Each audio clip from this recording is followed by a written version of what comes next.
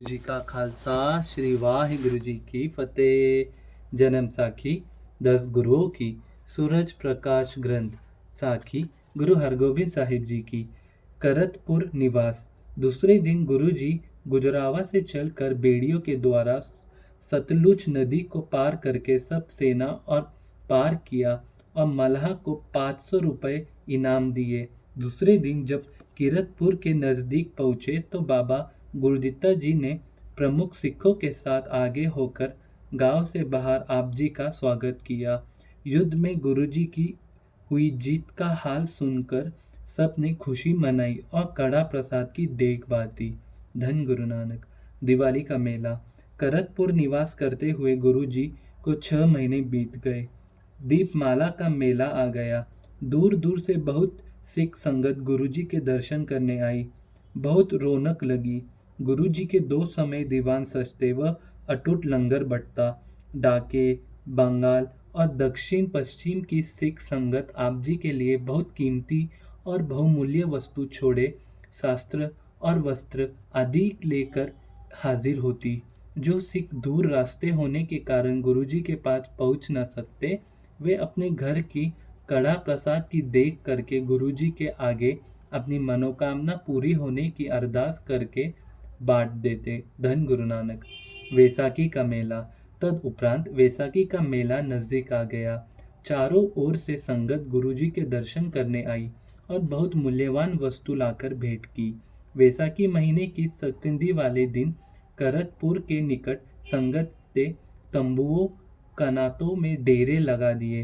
संगत को खुले दर्शन दीदार देने के लिए गुरुजी एक बड़े खुले मैदान में तंबू कनातों में सुशोभित हो गए।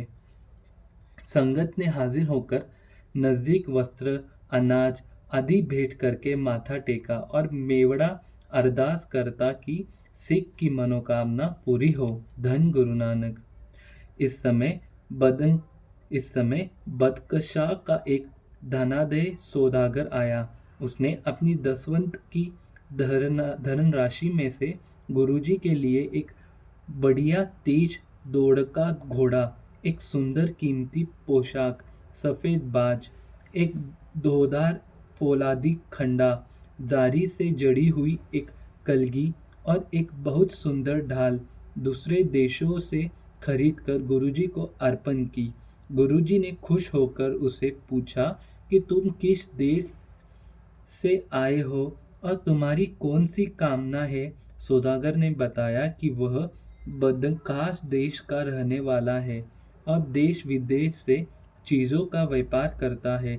इस व्यापार के लाभ की कमाई का दसवंध निकाल कर वह अलग इकट्ठा करता रहता है और जब कोई काम उसका अटक जाता है तो वह उसी की सफलता के लिए गुरुजी के आगे कोई मनोकामना मान लेता था। यह सारी धन इकट्ठा करके वह आप जी के लिए यह चीज़ देश विदेश से खरीद कर लाया है। गुरुजी ने सौदागर की सारी बात सुनकर बहुत खुशी प्रकट करके उसको मनोकामना पूर्ण की। धन गुरु नानक। पेदे खां को वरदान। जब सौदागर गुरुजी की प्रसन्नता और खुशियों लेकर चला गया तो गुरुजी ने सफ़ेद बाज श्री गुरुदित्ता जी को दे दिया और घोड़ा, खड्ग और पोशाक पेदे खां को वरदान देकर कहा, जब भी तुमने हमारे पास आना हो तो यह खड्ग और पोशाक पहनकर इस घोड़े पर सवार हो कर आया करो। पेदे खां इन चीज़ों को लेकर खुश हुआ और इस खुशी के साथ ही उसको अहंकार हो गया कि गुरुजी ने मेरी बहादुरी करके मुझे यह चीज़ वरदान में दे दी है। मैं बराबर और किसी को नहीं समझते। धन गुरु नानक। पेदे धन गुरु नानक। वाहिगुरु जी का खालसा वाहिगुरु जी की फतेह। धन गुरु नानक। धन गुरु नानक।